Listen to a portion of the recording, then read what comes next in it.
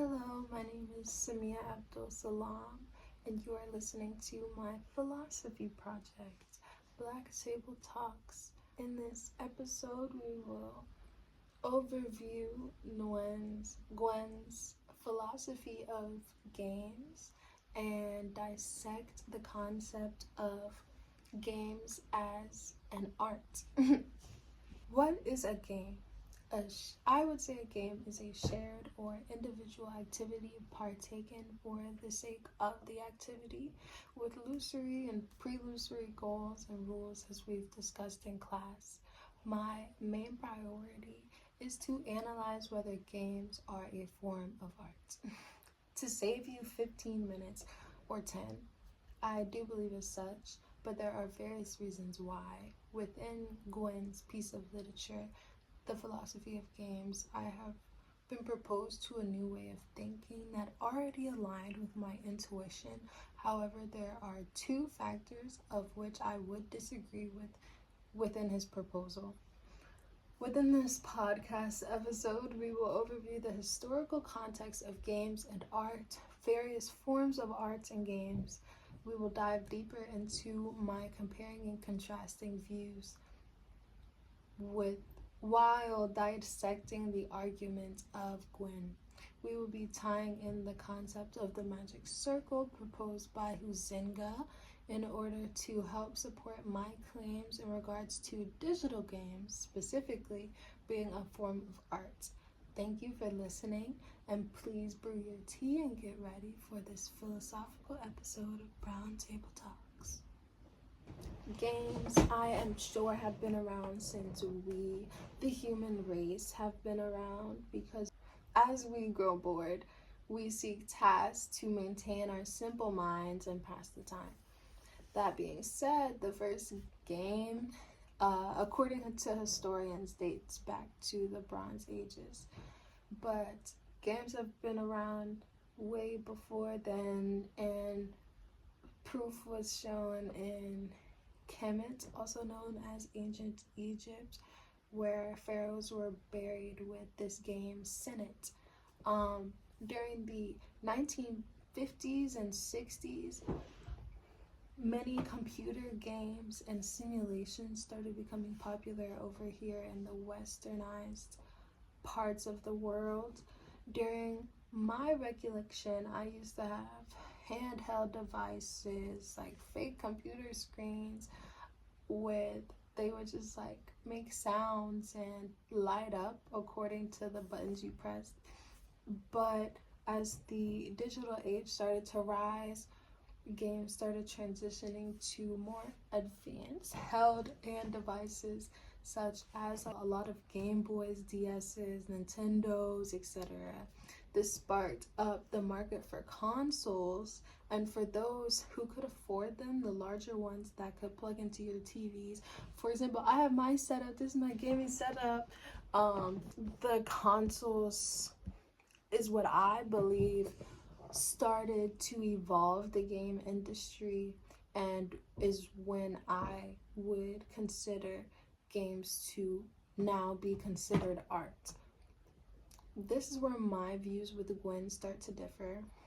I only believe that video games are a form of art, and we will dive in more to that with tying in the magic circle. To dive deeper into the concept of the magic circle, according to Huizinga, the magic circle refers to the way in which play creates a separate defined space in which certain rules apply. This space is distinct from the real world and is governed by its own set of rules and conventions.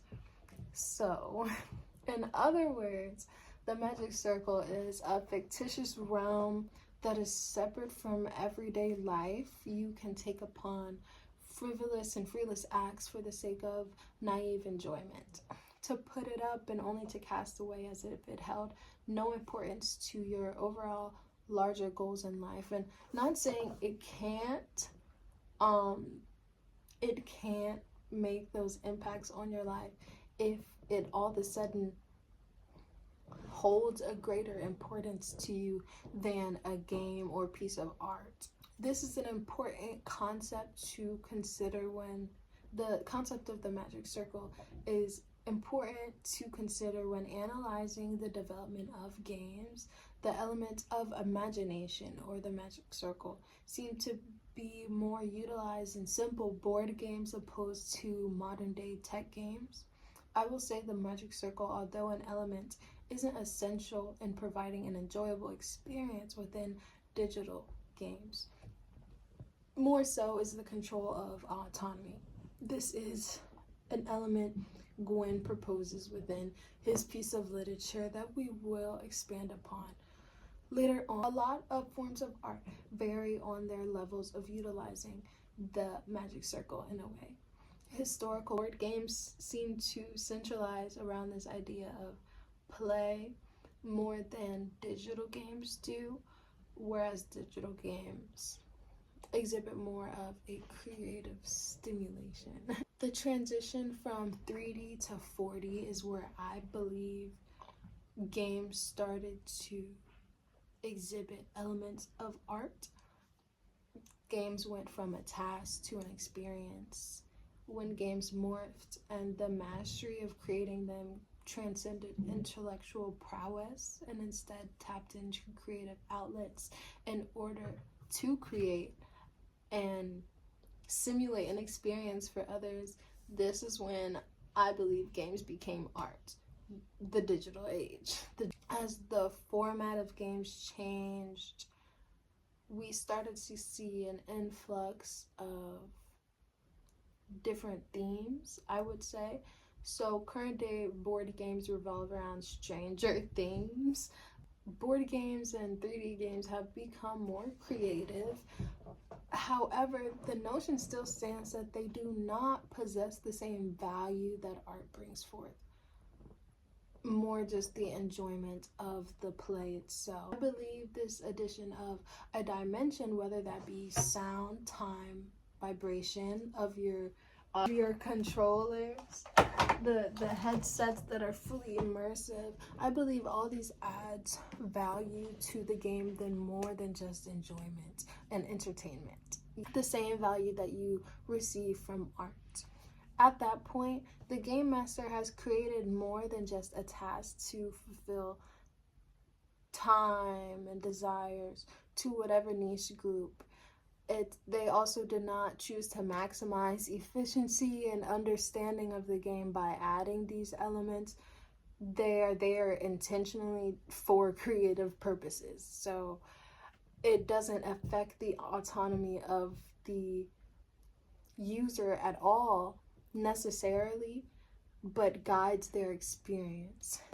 These elements tend to harbor a more aesthetically pleasing experience for the user.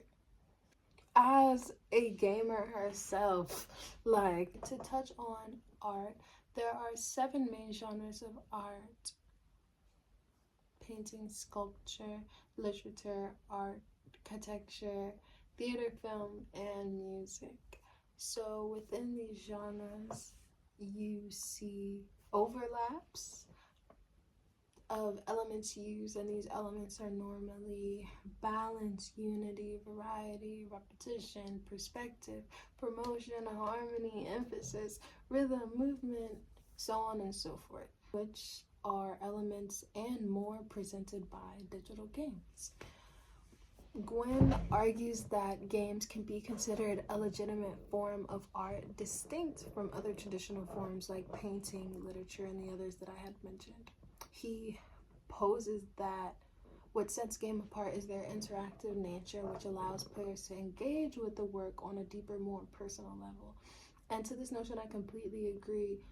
You are partaking in this experience. It becomes memory. It's like you're experiencing someone else's experiences. And this interactive part adds a dimension, as I had mentioned, to the art form. It is to be considered just like another genre of art, in my opinion. Nguyen also asserts that a defining characteristic of games as art is agency. the capacity of the player to influence the game's world and narrative. I partially agree with this. I don't believe the defining characteristic of games as art is agency. I believe it's the limited ability to enact one's agency.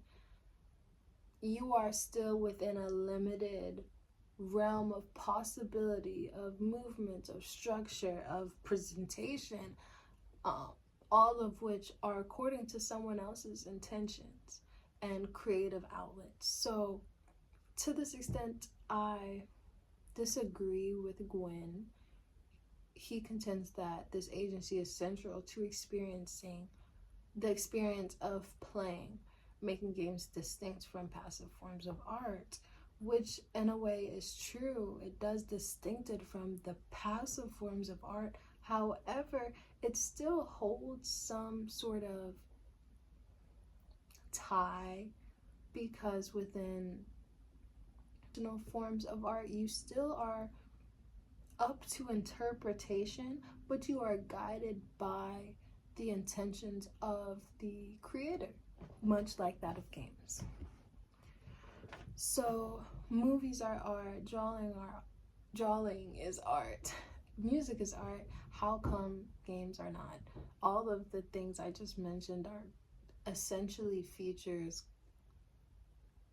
essential to the components of games. Movies are art, drawing is art, music is art, design is art. So how come games are not?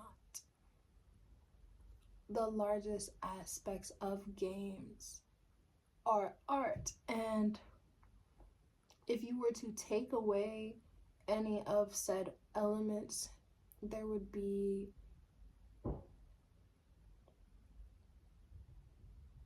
missing a foundation to the game.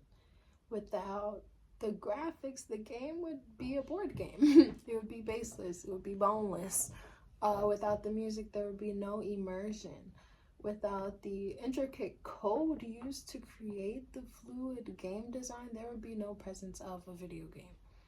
Although I would normally agree that the elements of something do not always congregate to make the larger whole the same outcome, in this example, games would not be games if without these elements. And these elements are art, therefore a game is art. I also want to bring back the intention of the creator. All of these elements are intentionally chosen by the creator. This is in itself is art.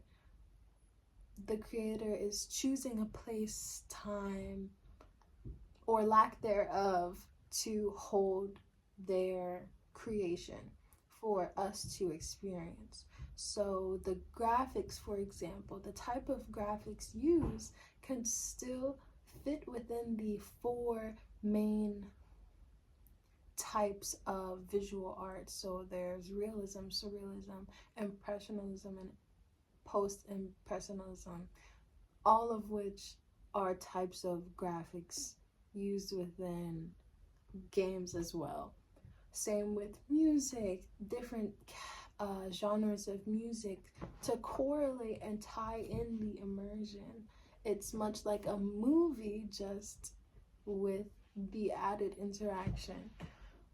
Always important to question, why is Minecraft set before technology? Why does God of War tell so many stories, but the main story will never change dependent on your side quests? So Nguyen argues that games, like other forms of art, can convey deep meaning and complex narratives. So to this, I completely agree. Cultural, social, and philosophical ideas can be presented through games. And even with the games I just mentioned, with Nguyen, I completely agree that this further proves that games are art because they can convey such deep meanings. Nguyen also explores the ongoing tension of the game industry between games seen as entertainment versus their potential as a serious form of art. And I really don't think there really needs to be a separation made. You can enjoy art. God of War, for example, we learn about Greek mythology, government, combat, strategic partnership, experience of feelings of love, hurt, and loss, and frustration, all within the simulation of the creator's will, if you will. And that in itself not art? Is that not the notion of art?